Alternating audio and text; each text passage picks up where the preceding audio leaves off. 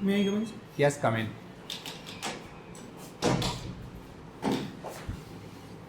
Good morning. बैठिए। अंशुमान बोहरा, हाँ sir. अपना ब्रीफ इंट्रोडक्शन दीजिए। सर मेरा नाम अंशुमान बोरा है। मैंने अपनी उच्च माध्यमिक शिक्षा Anandbal CLG senior secondary school Sumerpur Pali से की है। उसके बाद मैंने अपनी स्नातक शिक्षा मोहनलाल सुखाड़िया विश्वविद्यालय से संबद्ध राजकीय महाविद्यालय शिवगंज से उत्तीर्ण की है तथा अपना post graduation Vardhman open Mahaveer university से किया है। उसके बाद सर मैंने MA हिस्ट्री में किया था, तो मैंने सर JRF की है और सर वर्तमान में मैं सिविल सेवा की तैयारी कर रहा हूँ। आपने JRF किया है। JRF है वो प्राय हायर एजुकेशन में जाने के जो इच्छुक होते हैं वो JRF करते हैं। JRF में है वो बहुत अच्छा हैंडसम अमाउंट भी मिलता है, उसमें है वो रिसर्च के टाइम में जो। तो आपने हायर एजुकेशन को क्यों नहीं चूज किया? सर मैंने इसे एक बैकअप के रूप में रखा है कि यदि किन्हीं कारणों से मैं प्रशासनिक सेवा में नहीं जा पाता हूँ तो सर ये एक मेरे लिए बैकअप प्लान होगा। और सर चूँकि सर दोनों प्राइमरी गोल्स है तो सर ये दोनों एक साथ करूँगा तो सर दोनों में क्वालिटी नहीं दे पाऊँगा। अच्छा अच्छा अच्छा। तो आज आपका बेसिक एम है वो प्रशासनिक सेवा है। हाँ सर। प्रशासनिक सेवा को ही आपने है वो बेसिक एम क्यों चुना? सर क्योंकि एक तो सर जॉब सिक्योरिटी चाहिए थी और सर यदि जॉब के रूप में राज्य की सर्वोच्च सेवा मिलती है तो सर उससे बेहतर कुछ नहीं हो सकता।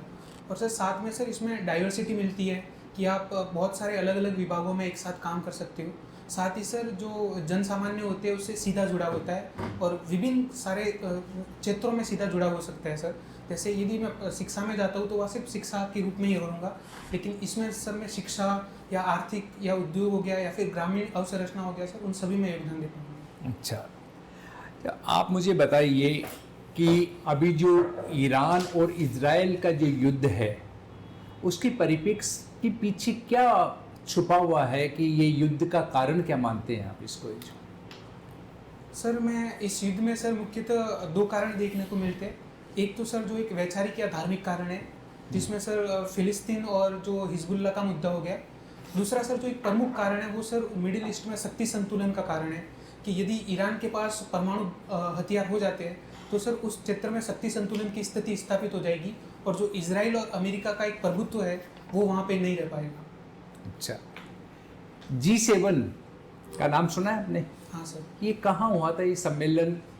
और इस सम्मेलन को अमेरिकी राष्ट्रपति डोनाल्ड ट्रंप वो बीच में छोड़ के चले गए थे। क्या कारण मानते हैं इसके? सर ये सम्मेलन वर्तमान में सर कनाडा में हुआ था और सर उनके छोड़ने के कारण सर ईरान इजराइल युद्ध ही था कहीं ना कहीं, क्योंकि सर उसमें जो ईरान ने इजराइल पे जो ऑपरेशन ट्रू प्रॉमिस 3 था वो लागू कर दिया था। उसके बाद बहुत सारे मिसाइल हमले कर दिए थे। तो सर कुछ क्षेत्र में अमेरिका के राष्ट्रपति द्वारा जो कुछ निर्णय लेने थे उस संबंध में सर उनके द्वारा छोड़ा गया। G7 में है वो कितने राष्ट्र हैं और कौन कौन से राष्ट्र हैं? क्या भारत है वो G7 का मेंबर है? नहीं सर, भारत G7 का मेंबर नहीं है सर। इसमें सर मेरे अनुमान के हिसाब से सर 7 राष्ट्र है और एक यूरोपियन यूनियन है। बताइए उनके 7 राष्ट्रों के नाम बताइए। सर उसमें Germany, France, Canada, USA, America. Sorry sir मैं भी 4 ही रिकॉल कर पा रहा हूँ। अभी भारत और कनाडा के बीच जो संबंध हैं उनको आप किस रूप में देख रहे हैं? नया प्रधानमंत्री कौन है कनाडा के? सर कनाडा के नए प्रधानमंत्री मार्को कार्नी बने हैं। तो और सर जो वर्तमान में भारत कनाडा संबंध है वो सर वापिस सुधरने की दिशा में दिख रहे हैं, क्योंकि सर खालिस्तान मूवमेंट के कारण वो कहीं ना कहीं बीच में एक उतार की दिशा में थे। लेकिन जो वर्तमान के प्रधानमंत्री है उन्होंने भारत के साथ संबंध बनाने के लिए वापस तत्परता दिखाई है और साथ ही कुछ एडवाइजरी ग्रुप्स का भी गठन किया गया है ताकि दोनों देशों के बीच आर्थिक संबंध भी स्थापित किए जा सके। नाटो का शिखर सम्मेलन है वो कहाँ हो रहा है और इस शिखर सम्मेलन की है वो मुख्य बात है वो क्या होने की संभावना है? सर मैं एग्जैक्ट प्लेस तो याद नहीं कर पा रहा हूँ, लेकिन सर ये नाटो का जो शिखर सम्मेलन है सर उसका मुख्य उद्देश्य कहीं ना कहीं जो नाटो देश है उनका रूस यूक्रेन युद्ध के परिप्रेक्ष्य में सर कुछ निर्णय की संभावना है सर। क्या है बताइए, उसमें क्या संभावना क्या बन रही है? ट्रंप की क्या कोशिश है इस नाटो के शिखर सम्मेलन में है वो बात रखने की? सर राष्ट्रपति ट्रंप ने तो सर राष्ट्रपति बनने के बाद नाटो से बाहर निकलने की इच्छा जताई थी, लेकिन जो दूसरे अन्य यूरोपीय देश है उनके द्वारा इस सम्मेलन में अमेरिका का साथ बनाए रहना कितने राष्ट्र हैं नाटो के सदस्य हैं वो? सर वर्तमान में 32 राष्ट्र है। 32 राष्ट्र हैं। और ट्रंप की क्या कोशिश है कि नाटो के सदस्य जो राष्ट्र हैं वो अपनी जीडीपी का 5% सुरक्षा के ऊपर है वो खर्च करें। क्या आप इससे सहमत हैं कि क्या इस तरह का निर्णय है वो इस तरह के सम्मेलन में लिए जाने चाहिए? सर चूंकि सर नाटो एक सैन्य गठबंधन ही है जो मुख्यतः सामूहिक सुरक्षा के उद्देश्य से निर्मित किया गया है, तो सर जो उनका प्रमुख है जो यूएसए सामान्यतः नाटो का प्रमुख ही माना जाता है, तो सर उनकी जो इच्छा है वो उस सैन्य गठबंधन के हितों के आधार पर ही होगी। तो सर मेरी इस पर सहमति है। अच्छा। कतर के प्रधानमंत्री भी अभी वर्तमान में है वो चर्चा में है। हाँ सर। कौन है कतर के प्रधानमंत्री और चर्चा में रहने का क्या कारण है? सर मैं उनका नाम सर मैंने पढ़ा था लेकिन रिकॉल तो नहीं कर पा रहा हूँ, लेकिन सर वर्तमान में जो ईरान इजराइल संघर्ष था उसमें सर उन्होंने एक मध्यस्थता की भूमिका निभाई है। मध्यस्थता की भूमिका निभाई है। दोनों ही राष्ट्र कह रहे हैं कि हम है वो कतर के कहने से हमने है वो सीज फायर किया है, जबकि ट्रंप कह रहे हैं कि सीज फायर मैंने करवाया है। एक कॉन्ट्राडिक्टरी स्टेटमेंट है नहीं? क्या मानते हैं आप? ऐसे अखबार भी ये कह रहे हैं कि अमेरिकी राष्ट्रपति है वो यू टर्न करने में बिल्कुल भी देर नहीं लगाते हैं। हाँ सर, इसमें सर मेरे अनुमान के हिसाब से सर कतर की मध्यस्थता ज़्यादा प्रबल दिखती है, क्योंकि जो ईरान है सर वो सर कहीं ना कहीं अमेरिकी राष्ट्रपति के कहने पे मध्यस्थता स्वीकार करे, ये सर संभव नहीं है। ये एक्सियोम 4 मिशन है वो क्या है, अभी क्यों चर्चा में है ये? सर ये एक्सियोम 4 मिशन सर जो अंतरिक्ष स्पेस स्टेशन है उस पर नासा के द्वारा 4 यात्रियों को भेजा जा रहा है, ताकि सर अंतरिक्ष के बारे में बहुत अन्य सुझाव मतलब सर अन्य परीक्षण किए जा सके। और साथ में सर उसमें भारत के जो एक यात्री है शुभांशु शुक्ला सर वो भी जा रहे हैं, तो भारत में इसलिए ये चर्चा में है। हाँ, तो इस अभियान के पीछे वो क्या ऑब्जेक्ट है, उद्देश्य क्या है इस अभियान का, मिशन का? सॉरी सर मैं उसके बारे में भी स्पष्टता नहीं है। ये खोमेनी है वो क्यों चर्चा में है अभी? सर एक बार वापस रिकॉल। खोमेनी जो है क्यों चर्चा में है? सॉरी सर ईरान के जो शासक हैं खामेनेई जो हैं, हाँ वो क्यों चर्चा में है अभी? सर यदि मैं उनके उत्तराधिकारी के रूप में है वो किस किस का नाम लिया जा रहा है? सर उन्होंने वर्तमान में 3 लोगों को अपना उत्तराधिकारी चुना है सर। मैं उनके नाम तो स्पष्ट रिकॉल नहीं कर पा रहा हूँ, लेकिन सर वो इसी कारण चर्चा में है कि सर उन्होंने जो ईरान के लिए अपना सर्वस्व देने का प्रण लिया, उन्होंने कहा है कि मेरी मृत्यु से ईरान कहीं ना कहीं पीछे जाने वाला नहीं है। चलिए राजस्थान में चलते हैं। पंडित दीनदयाल उपाध्याय जी के सम्मान में एक पखवाड़ा है वो राजस्थान गवर्नमेंट है वो मना रही है। क्या ऑब्जेक्ट है इसके, जो क्या क्या काम इस पखवाड़े में है वो करने का लक्ष्य है वो राजस्थान सरकार द्वारा रखा गया है? सर इसका मुख्य लक्ष्य सर जो पंडित दीनदयाल उपाध्याय की विचारधारा थी अंत्योदय सर, उसके अंतर्गत है कि जो प्रशासन एक प्रकार से जो सर प्रशासन गाँवों के संग या शहरों के संग अभियान होता था, उसका ही एक पूरक अभियान है, जिसके तहत जो प्रशासन द्वारा दी जाने वाली सेवाएं हैं या फिर जो कई अभियान है योजना है उनके प्रभावी क्रियान्वयन हो, उनका गांव के अंतिम व्यक्ति तक उनकी पहुंच हो। इसलिए सर इसमें गाँवों में कैंप लगाए जाएंगे और सर सेवाओं को तुरंत उसी समय निष्पादन किया जाएगा। मुख्य रूप से कुछ मुझे 3-4 है वो बताइए कि इसमें ये काम है वो प्रायोरिटी के आधार पर है वो सॉल्व किए जाएंगे। बहुत काम दिए हुए हैं, 20-25 की लिस्ट है वो अखबार में आई है, पूरे बड़े पेज में है वो। हाँ सर सॉरी सर मैं इसके बारे में नहीं पढ़ पाए यहाँ पे। जो पंडित दीनदयाल उपाध्याय जी का एकात्म मानववाद क्या है ये? सर ये एक समग्र मानव केंद्रित विचारधारा है, जिसमें सर जो मानव के जो आत्मा के 4 अंग होते हैं, शरीर, बुद्धि, मन और एक स्वयं आत्मा ही, उन चारों की उन्नति के साथ ही इसमें माना जाता है कि समाज और राष्ट्र की उन्नति हो सकती है। इसमें सर जो 2 विरोधी विचारधाराएं होती है उनके सिर्फ और सिर्फ जो सकारात्मक पक्ष होते हैं उनको अपनाया जाए, ना कि उनके विरोधाभासों को लिया जाए। जैसे सर समाजवाद और या पूंजीवाद, तो सर दोनों के सकारात्मक पक्ष ले ले, लेकिन उनकी विरोधी विचारधारा है, जैसे पूंजीवाद केवल भौतिकतावाद को प्राथमिकता देता है और समाजवाद एक व्यक्ति विरोधी विचारधारा है, तो सर उनको हटा दिया जाए। वर्धमान महावीर ओपन यूनिवर्सिटी, वर्धमान महावीर, इनके महावीर के नाम के आगे वर्धमान है, वो क्यों लगाया गया है? सर मैंने इसके बारे में पढ़ा था, लेकिन सर मैं रिकॉल नहीं कर पा रहा। ठीक है सर। आपकी स्ट्रेंथ है क्विक लर्नर, ठीक है। पिछले 15 मिनट में आपने हमारे चेयरपर्सन साहब से क्या लर्न किया? सर एक तो ये कि एक हॉलिस्टिक अप्रोच है सर उनके क्वेश्चन, मतलब क्वेश्चन पूछने की, जिसमें सर चाहे करंट हो या फिर बेसिक हो या फिर मेरी जो एकेडमिक बैकग्राउंड रहा है वहाँ से हो। दूसरा सर मैंने सर से ये किया कि सामान्यतः जो सामने वाला जिसका इंटरव्यू लिया जा रहा है उसको एक सहज महसूस करवाया जाए, ना कि उसके ऊपर दबाव मतलब प्रेशर डाला जाए। ठीक है। आपकी वीकनेसेस हैं, आप परफेक्शनिस्ट हैं या उसकी तरफ भागने का प्रयास करते हैं, सेंसिटिव हैं, बहुत ज़्यादा सेंसिटिव हैं, तो ये तो अच्छा है। ये कमी कैसे हो सकती है?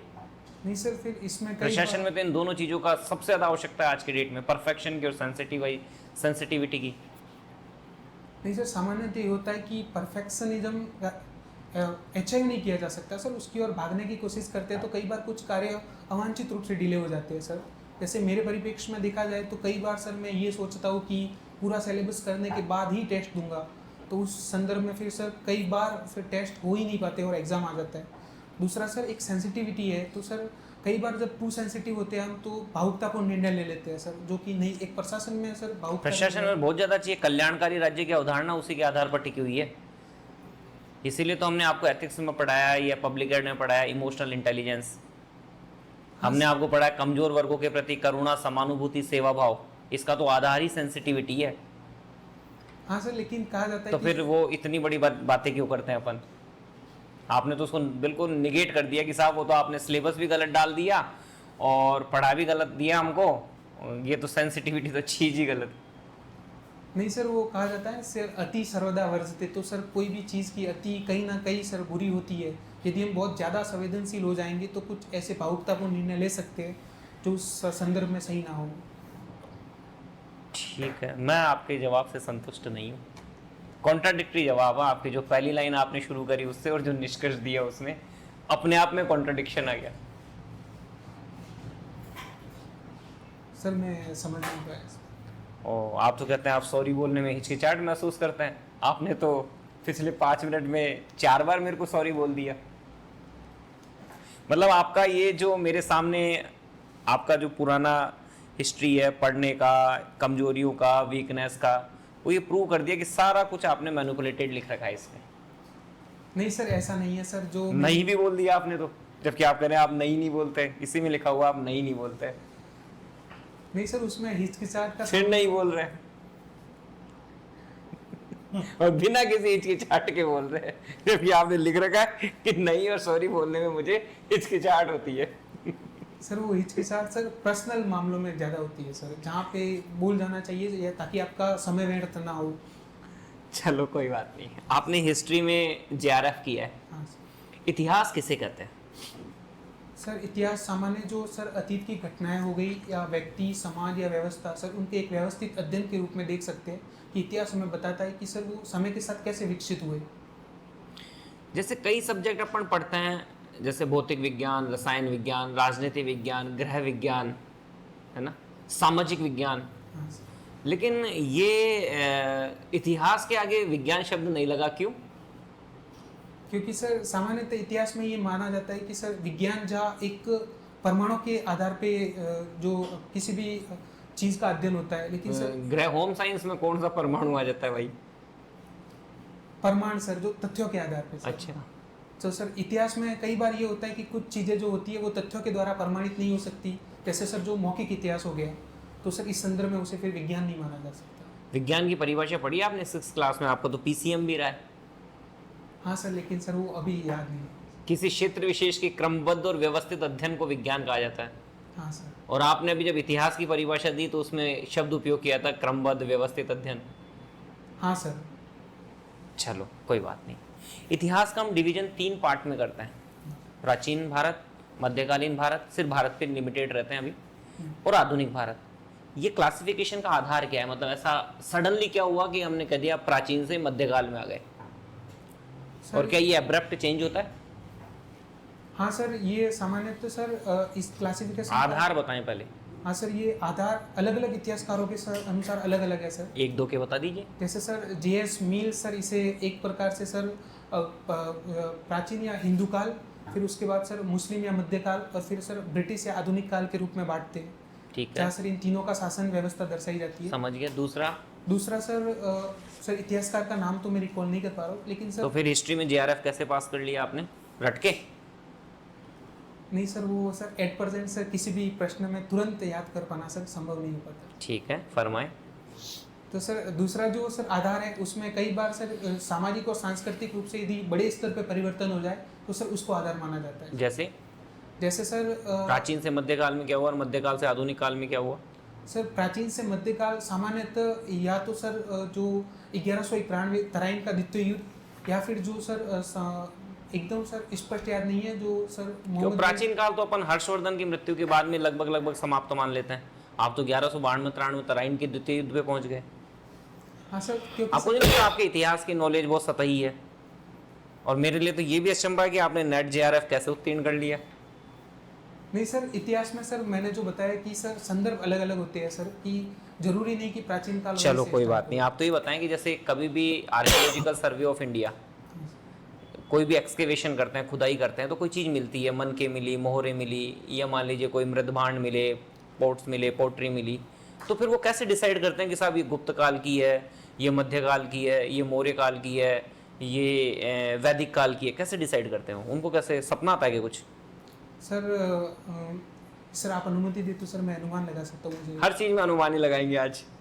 नहीं सर, इसमें सामान्यतः कार्बन डेटिंग मेथड का प्रयोग किया जाता कार्बन डेटिंग या रेडियो डेटिंग? है। सर कार्बन डेटिंग का। और ज्योग्राफी में कौन से मेथड का यूज करते हैं? सॉरी सर, इसके बारे में पता नहीं। ये कार्बन डेटिंग क्या है? सर इसमें जो कार्बन की, जो किसी चीज़ में जो कार्बन की मात्रा होती है सर, उसकी अर्ध आयु के आधार पर सर अनुमान लगाया जाता है कि कितने वर्ष। ये ऐसा कार्बन में विशेष क्या था कि इसी के आधार पर अनुमान लगा रहे हैं हम? मतलब जब इतिहास आप पढ़ते हैं तो बच्चों को बताते हो ना क्यूरियोसिटी वाइज, क्योंकि आपके दिमाग में सवाल तो आएगा कि यार ये कुछ मिलता है तो कैसे पता चल जाता है तब का था। आपने यूज किया, कार्बन का यूज करते हैं, तो कार्बन कैसे मिलता है उसमें? सर इस संदर्भ में सर जो कार्बन मिलने की विचार का आधार है सर, वो तो ये होता है कि जो सूर्य की रोशनी होती है सर, वो जो नाइट्रोजन होता है, जो मौजूद होता है सर, जो सबसे सर्वाधिक मात्रा में, उसको तोड़कर कार्बन में परिवर्तित करता है। और कार्बन सर सामान्यतः पेड़ पौधे उसे अवशोषित करते हैं CO2 के रूप में। फिर सर जब कोई भी मनुष्य हो गया या जीव हो गया, या फिर कोई भी जो अवशेष हो गए जो कि ज़मीन में दबे हुए होते हैं, उनमें सर वो अपघटित होता है, तो सर उसकी जांच सर बेहतर तरीके से। पेड़ पौधे जीव जंतु के आधार पे तो बात समझ में आ गई। मैंने जितने भी उदाहरण दिए थे उनमें एक में भी पेड़ पौधे और जीव जंतु का नाम नहीं था। मन के, मृदभांड। सॉरी सर, इसके बारे में पढ़ने का प्रयास करूँगा। चलो अगला बताएं आप कि अभी आप जब इंटीग्रल ह्यूमनिज्म पे बात कर रहे थे दीनदयाल उपाध्याय जी के, तो उसमें आप बुद्धि, मन, आत्मा, इसको लेकर बात कर रहे थे। ये बुद्धि और आत्मा को लेकर इंडियन फिलोसफी और वेस्टर्न फिलोसफी में क्या डिबेट है? एथिक्स पढ़ के हैं, रट के हैं? नहीं सर, मुख्य परीक्षा में पढ़ के हैं, तो फिर तो आपको पता होना चाहिए। सर मैं अभी सर उसके बारे में सोच नहीं पा रहा हूँ। सॉरी नहीं बोलेंगे? अच्छा वो मैंने कह दिया भाई, वो आप हिचकिचाहट अब महसूस करना चालू किया है आपने। ठीक है, तो अभी आप एक दर्शन की ओर बात कर रहे थे, भौतिकतावाद। इस भौतिकतावाद के दर्शन की फिलॉसफी कहाँ छुपी हुई है? मतलब ये शुरुआत कहाँ से हुई? मतलब इसको जिसने भी मेटलिस्टिक फिलॉसफी देने का प्रयास किया, उसका मूलभूत आधार क्या है? सर इसके बारे में सर स्पष्ट तो मुझे पता नहीं है, लेकिन सर जो भौतिकतावाद का मूलभूत आधार होता है वो सर कहीं ना कहीं पूंजीवाद होता है सर। वो कहाँ से आया? सर पूंजीवाद एक, क्योंकि इतना तो आपने सुना होगा, हिस्ट्री पढ़ी है तो। हाँ सर। सुमित सरकार, ये बुक्स तो पढ़ी होंगी। वो कहते हैं कि पहले सबसे पहले कोई विचारधारा आती है जैसे पूंजीवाद, समाजवाद, मार्क्सवाद, उसके बाद में फिर समाज, राजनीति, अर्थव्यवस्था फिर तय होती है। पूरे मार्केट का नियम आज भी यही चलता है। तो ये विचारधारा आई कैसे, मतलब? सर ये पूंजीवाद की विचारधारा सर औद्योगिक क्रांति के बाद पनपी थी सर, जिसमें जो कई बार देखा गया कि जो सरकारों का जो अर्थव्यवस्था पे नियंत्रण था। आधार पूछ रहा हूँ मैं, क्योंकि सारा काम तो मनुष्य के आधार पे हो रहा है ना, तो इनका बेसिक आधार क्या है वो तो आप आगे का एक्सप्लेनेशन कर रहे हैं। हाँ सर। थोड़ा हिंट दूं मैं? हाँ सर। मनुष्य के जो, जैसे आप अंशुमन है, तो अंशुमन के कुछ 2-3 पार्ट्स हैं जो ऑलरेडी आप आध्यात्मिक मानववाद में, क्योंकि वो रट रखा था तो शब्द तो निकल गए मुंह से, बात समझे नहीं। तो आप अंशुमन नाम के, ये तो नाम दे दिया आपको कृत्रिम रूप से, लेकिन एक्चुअली में आपकी आइडेंटिटी क्या है? वो आइडेंटिटी दो ही मानी जाती है, या तो मानी जाती है आत्मा या माना जाता है शरीर। अब आप एक्सप्लेन करें आगे। तो सर यदि इस परिप्रेक्ष्य में भौतिकतावाद को एक्सप्लेन किया जाए तो सर उसमें एक तो और यहीं से इंडियन और वेस्टर्न फिलोसफी का डिबेट स्टार्ट होता है। इंडियन फिलोसफी मूल रूप से अंशुमन की आइडेंटिटी क्या मानती है? सर आत्मा को मानती है। हाँ, अब तो आप एक्सप्लेन कीजिए। हाँ सर। और अब उस सवाल का जवाब आ जाएगा कि बुद्धि और आत्मा और मन का क्या डिबेट है। सर यदि इंडियन फिलोसॉफी की ओर से देखा जाए तो सर आत्मा जो होती है सर वो सर अनस्वर के रूप में मानते हैं, और जबकि सर जो वेस्टर्न फिलोसॉफी है सर वो आत्मा को एक बुद्धि के रूप में मानते हैं, जहाँ पे जो प्रज्ञा होती है सर वो सर्वोच्च होती है। दोनों को एक क्यों माना उन्होंने? क्योंकि सर सॉरी सर, इस बारे में मैं सोच नहीं पा रहा। ठीक है। फारस की खाड़ी का नाम सुना है? हाँ सर। उससे जुड़े हुए देशों के नाम बताओ। होता है ना कि फारस की खाड़ी को ये देश टच करते हैं, कौन कौन से देश टच करते हैं? उसमें सर एक तो सर सऊदी अरब, ठीक है, कतर, सर ईरान, सर एक ओमान, और sir Kuwait sir I think. Bahrain और इराक नहीं करते? उत्तर से दक्षिण बता सकते हैं इसको ज्योग्राफिकली? सर इसमें सर यदि उत्तर से दक्षिण तो सर पूरा कतर, सऊदी अरब और कतर आएगा पहले? यदि सर मिड पॉइंट से ले तो सर ऊपर हाँ सर। कुवैत। सॉरी सर, मैं इसमें कंफ्यूज हो गया। अच्छा, लास्ट सवाल मेरा। हाँ सर। इस क्षेत्र में ऐसा क्या है कि बहुत ज़्यादा नेचुरल गैस और क्रूड ऑयल मिलता है, जिसका आधार आपको ज्योग्राफी के आधार पे मेरे को समझाना है, क्योंकि सारा जो गड़बड़ झाला है ना उसका आधार ही संसाधन है, तो आप भी मानते हैं। हाँ सर। क्यों अमेरिका वर्चस्व चाहता है, क्यों ब्रिटेन और फ्रांस पहले ऐसा कर रहे थे, तो क्या आधार है कि यहाँ नेचुरल गैस और तेल मिलता है? सर इसका आधार मुख्यतः सर जो मरुस्थलीय क्षेत्र है उसको माना जाता है, क्योंकि सर वह अवसादी चट्टानें पाई जाती है सर, उसमें जीवाश्म ईंधन होने भाई तेल तो खाड़ी के क्षेत्र में मिल रहा है, वहाँ मरुस्थल कहाँ गया? खाड़ी एडजॉइनिंग जो एरिया है फारस की खाड़ी, सर मेरी वो तो आप आंतरिक क्षेत्रों की बात कर रहे हैं, मैं तो अभी सिर्फ बात कर रहा हूँ तटीय क्षेत्र में क्यों मिल रहा है। सर तटीय क्षेत्रों के बारे में सर मुझे ध्यान नहीं है सर, सॉरी। अच्छा, ज्योग्राफी में लोरेशिया और गोंडवाना लैंड पड़ा है? हाँ सर। उनके बीच कभी टैथिस सागर था? हाँ सर। अगर टैथिस सागर की लोकेशन वर्तमान में आप ट्रेस करें तो कहाँ से कहाँ तक जाएगी? मेडिटेरियन सी से चारों दोनों डायरेक्शन में चले जाइए, लेफ्ट और राइट। कुछ बात समझ में आ रही है? हाँ सर। यानी ज्योग्राफी भी रट के पास की है, एथिक्स भी रट के पास की है, हिस्ट्री जीआरएफ जो पास हुआ वो भी रट के पास किया है। तो आप आपके ज्ञान को बढ़ाने का प्रयास करें, या फिर जो भी हमारे लास्ट बोर्ड मेंबर सवाल पूछते हैं उसमें हमें संतुष्ट करने का प्रयास करें। नहीं आप में अंडरस्टैंडिंग है, रट्टाफिकेशन नहीं है। सर अंशुमान जी, हाँ सर। 29 सितंबर को बोर्न हुए, हाँ सर। डेट ऑफ बर्थ है आपका। आपके घर में तो जन्मदिन मनाते हैं, ये आपका हाँ सर। अंतर्राष्ट्रीय लेवल पे कौन सा डे मनाया जाता है? सॉरी सर, इसके बारे में वर्ल्ड हार्ट डे कब मनाया जाता है?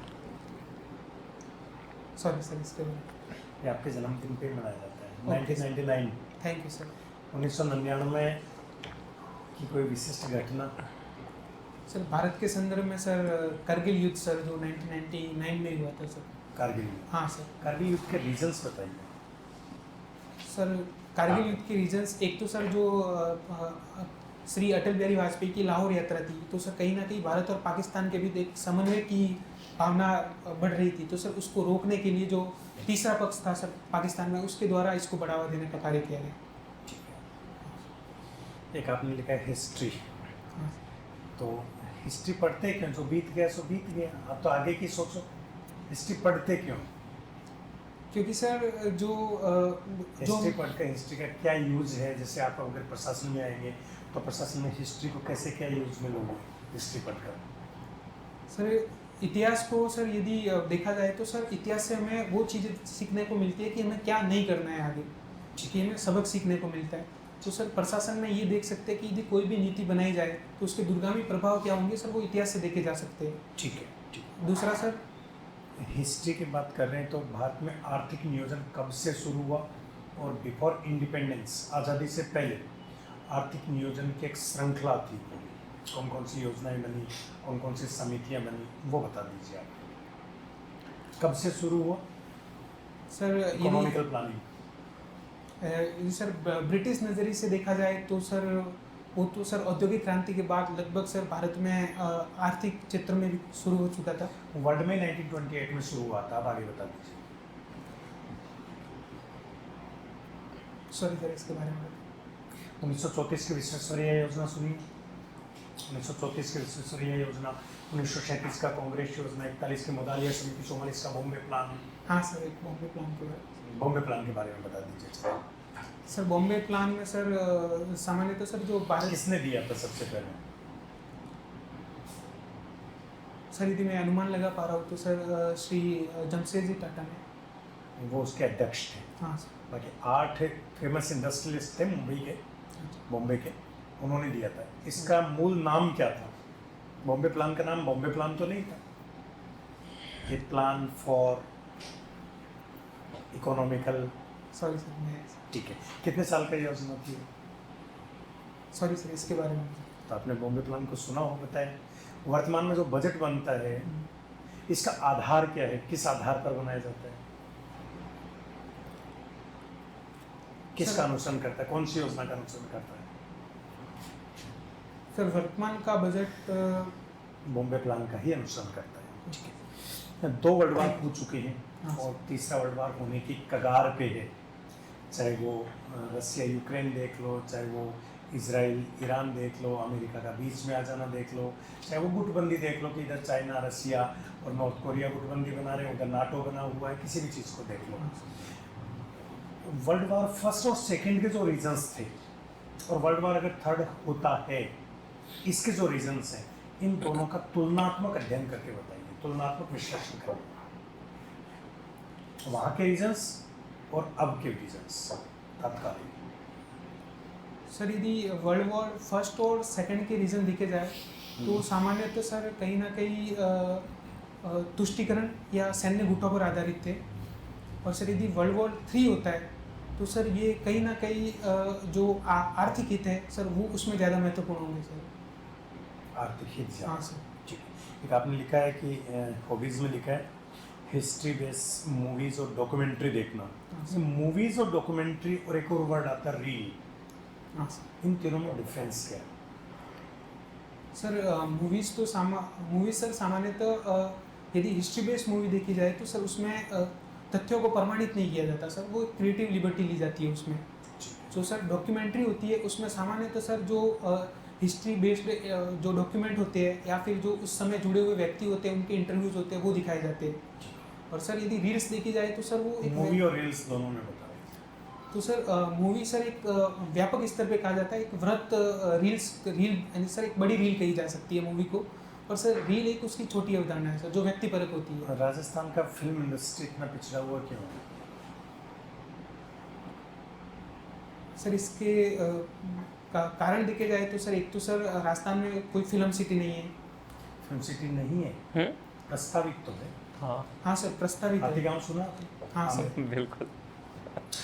वहीं पे Kalbelia school of dance, school of Kalbelia dance. हाँ सर, प्रस्तावित है सर।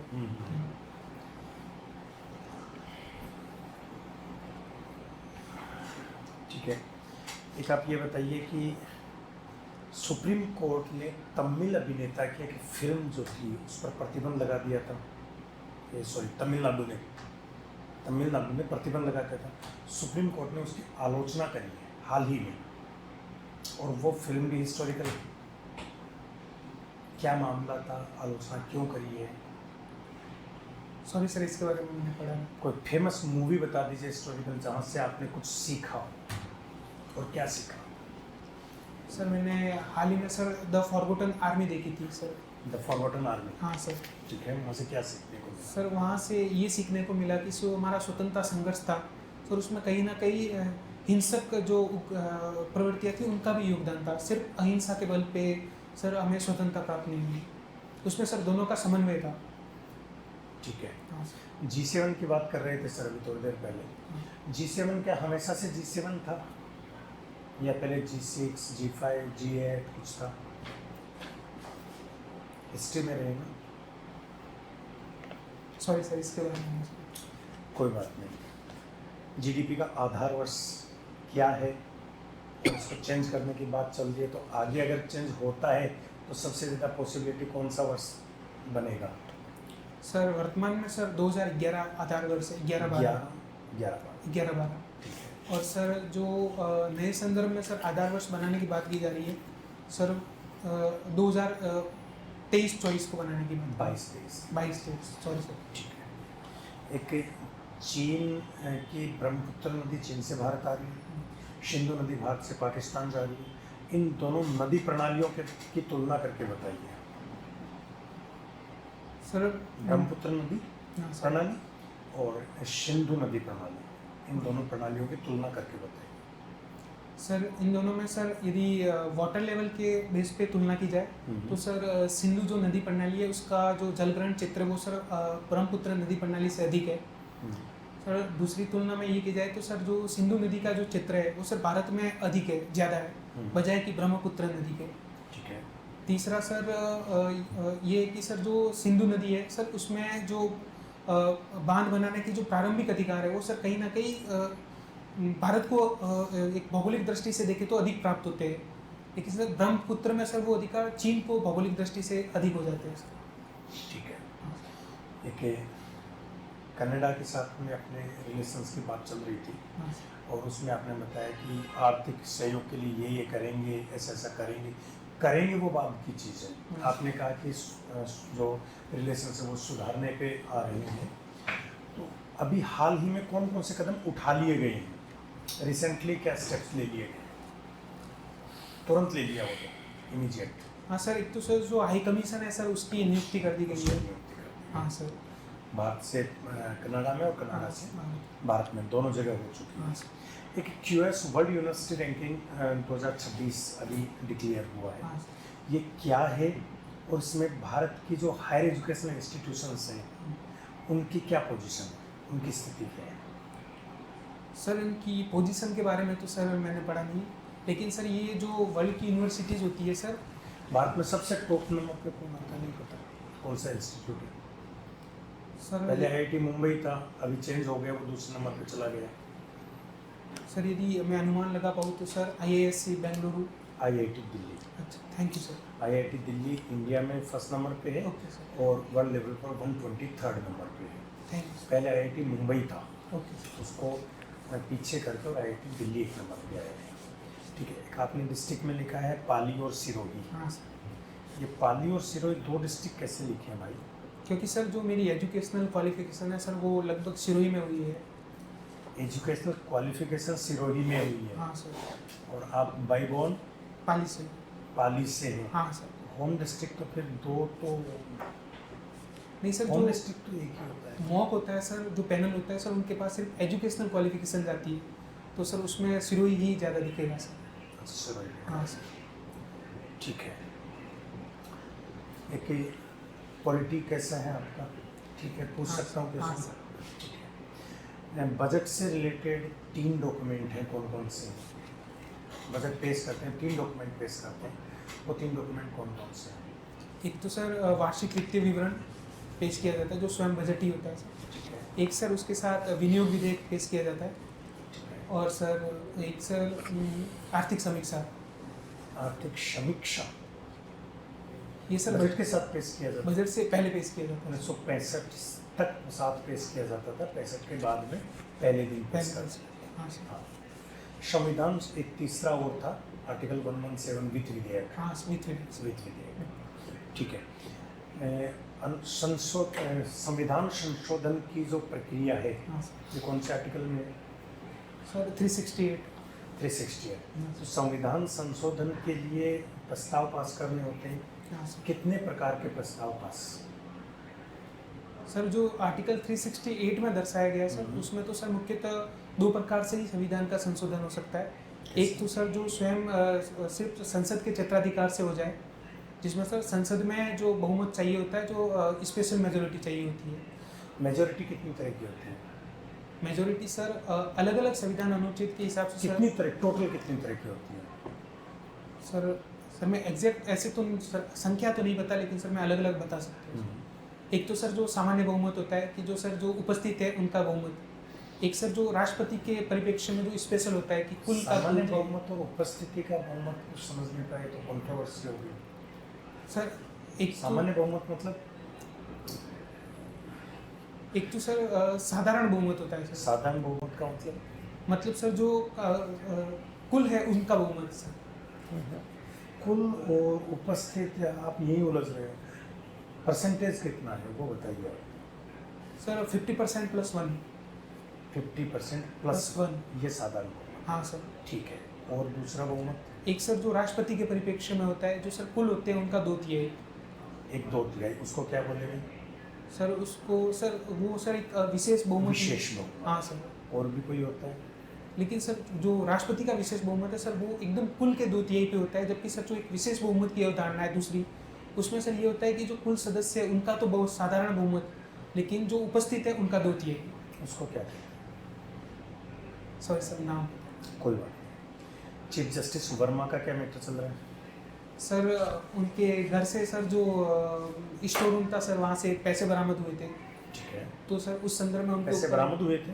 मतलब सर जो अग्निशमन दल गया था, तो सर वो वहाँ पे जो आग बुझाने गया तो आग लग गई थी, तो सर उस संदर्भ में वहाँ पे ठीक है। वीडियो रिकॉर्डिंग प्राप्त हुई। तो सर उस संदर्भ में उनके ऊपर सर महाभियोग का प्रस्ताव लाने का विचार। ये महाभियोग से संबंधित संवैधानिक प्रावधान क्या है?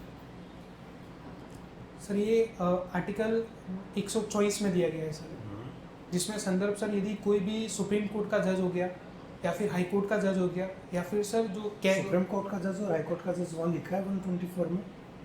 सर 124 में सुप्रीम कोर्ट के जज के समान लिखा है, लेकिन सर जब हम हाई कोर्ट के आर्टिकल में जाते हैं सर, वो मैं स्पष्ट रिकॉल नहीं कर रहा हूँ, उसमें ये लिखा है कि सुप्रीम कोर्ट के जज के समान ही प्रक्रिया होगी। क्या प्रक्रिया है? सर इसमें यदि हाई किसी कोर्ट के जज को हटाने के लिए 1999 में जो प्रोसेस दी थी, जो प्रक्रिया आई थी, वो क्या है? सर मुझे सर स्पेशल 1991 के संदर्भ में तो पता नहीं है, लेकिन सर 1999 की हाँ बात कर रहा हूँ। 1999 के संदर्भ। वही प्रक्रिया चल रही है अभी भी। तो सर इसमें ये होता है कि सर किसी भी जज को हटाना हो तो उस संदर्भ में सर लोकसभा में 100 सदस्य और राज्यसभा में 50 सदस्य इसके अपना अनुमोदन हस्ताक्षर करके अध्यक्ष या सभापति को देंगे। उसके बाद सर अध्यक्ष या सभापति स्वयं डिसाइड कर सकते हैं कि इस प्रस्ताव को चलाया जाए या नहीं। यदि सर वो उसे नहीं चलाने की अनुमति देते हैं तो वो वहीं पर समाप्त हो जाता है। पहले 3 जजों में कुछ कमेटी बनेगी, कुछ ऐसा कुछ भी है क्या उसमें? नहीं सर, वो यदि उसको स्वीकार करते हैं तो सर फिर 3 जजों की कमेटी बनती है सर। बाद में बनती है? हाँ सर। पहले संसद में बात जाएगी? हाँ सर। ऐसा जस्टिस वर्मा के मैटर में हुआ है? सर उसमें सर स्वयं सुप्रीम कोर्ट के सीजीआई ने अनुशंसा ले ली थी, तो सर उन्होंने कमेटी का गठन कर दिया था सर। ठीक है सर। ठीक है अंशुमान जी, आपका साक्षात पूरा हुआ, आप जा सकते हैं। Okay, thank you sir.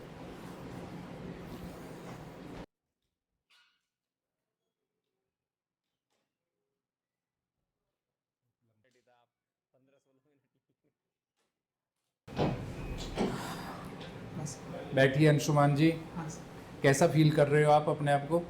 अभी जो मुस्कान आ रही है ना, ये हाँ। शुरू से लेकर लास्ट शुरू तक से। नहीं थी। हाँ सर, वो लास्ट में कॉन्फिडेंस कम हो गया। शुरू में भी नहीं थी, स्माइलिंग फेस नहीं था आपका। अच्छा सर, इसको मैं सुधार। ये जो आते बैठे ना आप, ये जो तो फेस था बस, हाँ। एक सबसे बड़ा चेंज आपको ये करना है बस आपने। यही करना है। क्या टाई बांधने में इजी हैं आप? हाँ टाई बांध के जाएंगे? सर, वैसे सर ब्लेजर है इसके ऊपर तो। आप पे ब्लेजर है फिर तो ठीक है, हाँ सर। अदरवाइज अकेली टाई बांधने का कोई जी हाँ सर, नहीं सर, वो ब्लेजर है, और लेकिन सर वो चीज़- किसी कारण से आज हाँ, हाँ नहीं वो हाँ। बात नहीं है। जो करंट को और थोड़ा सा तैयार करो आप। जियो पॉलिटिकल इश्यूज है, जैसे इसराइल ईरान है, रशिया यूक्रेन है, इंडिया पाकिस्तान का है, इंडिया के रिलेशन है, कनाडा है, यूएसए है, रशिया, यूक्रेन, इजराइल, वर्तमान में जो चल रहा है ना, चल रहे हैं ना, इनके ओके, साथ में खास उसको करके साथ कनाडा के साथ में स्पेशल पता होना चाहिए।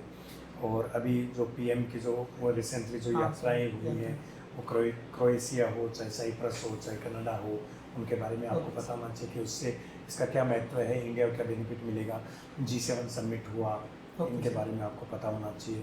फिर एक्सयोंग मिशन चल रहा है, हाँ। एआई हो गया, रोबोटिक्स हो गया, मशीन लर्निंग हो गया, इनके बारे में आपको पता होना चाहिए। बस बाकी मैंने इसमें लिख दिया है, सर बताइए कुछ। हाँ सर। एक मेरा पर्सनल सजेशन रहेगा, ये जो आपने लगा ना नो सॉरी कहने में हिचकिचाहट, 3 बहुत है कमियां, वो उनमें एक कंसिस्टेंसी को हटा दो। Okay sir. क्योंकि जैसे मैंने ग्रिल कर लिया आपको और बुलवा दिया 10 बार बुलवा दिया, वहाँ नो और सॉरी होगा। सॉरी कहना गलत नहीं है, सॉरी कहना चाहिए। हाँ, क्योंकि हर चीज में अपन परफेक्शन नहीं हो सकते, इसको आप बिल्कुल हटा दें। सॉरी कहने के लिए तो एक कहते हैं ना कि हाँ। अंदर से अपने आप को तैयार करता है, तैयार करता है। तो ये बहुत बड़ी चीज है। तो वो बात आपकी दोनों बातें सही थी, परफेक्शनिस्ट और टू सेंसिटिव कि सर जो आपने फरमाया, आप फंस गए यार कि सर जो आपने फरमाया वो एक लिमिट तक तो उचित है और कल्याणकारी राज्य की अवधारणा के साथ सही है, लेकिन कभी कभी एक प्रशासक को कार्य सिर्फ और सिर्फ गरीब और उपेक्षित वंचित वर्ग के लिए नहीं करना होता, कभी ऐसा भी वर्ग और तबका होता है जो अपने हितों की पूर्ति के लिए वहां आता है। तो वहां अगर वो कोई भी रोने लगा, कुछ भी करने लगा, या मान लो कोई आए दिन प्रशासन को धमकियां दी जाती है, धरने पे बैठ जाएंगे, मर जाएंगे, कट जाएंगे, तो वहां तो तार्किकता के आधार पर निर्णय लेना पड़ेगा ना सर, भावुकता के स्थान पे। दैट्स द बैलेंस आंसर, है ना। मैंने 2 ही मिनट में आपको इमोशनल इंटेलिजेंस और आप बिल्कुल सरेंडर कर दिए वहां पे। बात सही है कि सर जो आपने एंड में किया ना बचाओ, उसके लिए तर्क दो ये कि अति इससे ज्यादा जरूरी है, दोनों पक्ष रखो, उपेक्षित वंचित वर्ग भी और जो इस प्रकार का वर्ग जो सरकार पे लाइक प्रेशर ग्रुप काम करता है, वहां सर तार्किकता चलेगी, कोई भावुकता नहीं चलेगी और सरकार के निर्णय में वो किया जाएगा। आपने उसका अच्छा आंसर दिया क्विक लर्नर का, लेकिन बाद में थोड़ा सा फैल गए, है ना, मतलब, है ना, तो उनके बीच बैलेंस रखना। एक जो लास्ट में आपको बात करना चाहता हूँ भाई, 33 सागर के अंदर जीवाश्म का क्या हुआ, नदियों ने लगातार सेडिमेंटेशन किया और सेडिमेंटेशन किया तो उसके अंदर क्या होंगे, फॉसिल्स होंगे तो उसी से तो प्रेशर और टेम्परेचर की वजह से जब गोंडवाना लैंड का इधर नॉर्थ डायरेक्शन के अंदर फ्लो होगा तो दबेंगे तो क्रूड ऑयल और नेचुरल गैस बढ़ेगी, क्योंकि अगले 1 महीने में भी आपका इंटरव्यू आता है तो ये एक ज्वलंत मुद्दा रहेगा कि यार यही क्या फफूंद है, यहाँ क्रूड ऑयल गैस और ये सारा तब मतलब झंझट का कारण बना हुआ है। अधिकांश चीजों में कार्बन पाया जाता है, जरूर नहीं कि सिर्फ उसी में हो, और कार्बन के आधार पे कार्बन का जो आइसोटोप है कार्बन 14 उसका यूज किया जाता है क्योंकि उसकी अर्धायु ज्यादा होती है। उसके बेसिस पे हमें उस समय का टाइम पता है, उसके आधार पे जितनी उसके हाफ लाइफ होती है उसके भी आप पे हम कैलकुलेट कर लेते हैं। और ज्योग्राफी में रेडियो डेटिंग मेथड का यूज किया जाता है क्योंकि ज्योग्राफी में ये एज कार्बन से भी पाले जाती है, अच्छा, ओके सर। समझे। हाँ, तो ये आंसर सर ठीक है। तो ठीक सर, है। एक चीज पूछनी थी सर हाँ, कि जैसे सर आपने जो ग्रिल किया कि आप सब रट के आए हो ऐसे, तो सर उस टाइम सर कॉन्फिडेंस पूरा ही फिर डाउन हो जाता है, उस टाइम क्या किया? नहीं, आपका हुआ नहीं, लेकिन एकदम से डाउन हुआ नहीं। तो यही तो हम बस देखते यही हैं, तो देखते हैं, कि डाउन यही नहीं देख हुआ। रहे थे हम। यही देख आपके जो स्ट्रॉन्ग पिलर्स थे वहां मैंने आपको धराशायी कर दिया भाई। हिस्ट्री भी गया आपका एथिक्स भी गया, आपके अंदर का जो आप वीकनेस बता रहे हो वो स्ट्रेंथ वीकनेस वो सब मैनिपुलेटेड है। हाँ, तो ये तो होगा, वहां भी होगा। हाँ। इन्हीं को तो मजबूत करना है जो मैंने आपको दोनों पक्ष बताया, दोनों पक्ष रखो। सर आप कह रहे हैं वो एक एक्सटेंट तक सही है क्योंकि कहीं ना कहीं शिक्षा पद्धति का वो रहता है, लेकिन सर पूर्णतः भी ये बात सही नहीं है ना। और वो मैंने अपने एग्जामिनेशन के दौरान अपनी सफलता से सिद्ध किया है सर। नहीं सर, जैसे ये होता है ना, जैसे अरे आपने- भाई मैंने एग्जामिनेशन में अपनी सफलता को सिद्ध किया है ना सर। हो सकता है अभी मैं सर कुछ कारणों की वजह से चीजें हाँ, रिकॉल या वो ये चीज नहीं चाहिए कर पा था। रहा। बैलेंस आंसर दो ना, इधर ना उधर की ये है सर वो। जो पिछली बार जस्ट आरपीएससी में इंटरव्यू था तो सर उसमें ये था सर कि वो सामने बैठ के हंस रहे थे कि कुछ नहीं आ रहा वो तो हम भी तो हंस रहे हैं ना हाँ, सर। तो सर ने उसका- लिया ही ना, जब मैंने आपको बोला जब सर ले लिए तो वो तो वही तो चीज हाँ। आपको यहाँ क्यों बुलाया है? आप इन चीजों पे ऑब्जर्व मत करो। हाँ। है सर। इन चीजों से आपको स्ट्रेस हो रहा है कि वो हंस रहे हैं। हाँ हाँ, ऐसे रहो। ये जो पोस्टर है ना आपका इस हाँ। टाइम, हाँ, तो ये चीज तो है देखने की, वो कोई इंटेलिजेंसी के साथ साथ और बहुत चीजें वो हंस देखते रहे हैं, हैं। उसके साथ में आप रिप्लाई करते हैं, कहाँ दिखता है? उनको हंसने दो। और सर- नहीं सर, मैं अपने आप को प्रूव करके आया हूँ। और और एग्जाम से मैंने सिद्ध किया अपने आप को सर। हाँ, और आप अगर एग्जाम का नाम लेते हैं कि एग्जाम में प्रूव करके आया हूँ, तो फिर स्माइल आपके चेहरे पे भी होनी चाहिए, सामने वाले के। बस कि तेरे को अच्छा धो होगा आपका इंटरव्यू। नहीं बढ़िया है। बस ये जो पोस्टर है ना, एकमात्र कमी जो हमने महसूस करी, देखो आप ही बता दिया। सब एक चीज सर जो फास्ट बोलने की वो कोई प्रॉब्लम थी सर? नहीं वो नहीं कोई नहीं ठीक था, वो कोई ठीक था। सब फास्ट नहीं से ज्यादा कोई। ओके सर, ठीक, थैंक यू सर।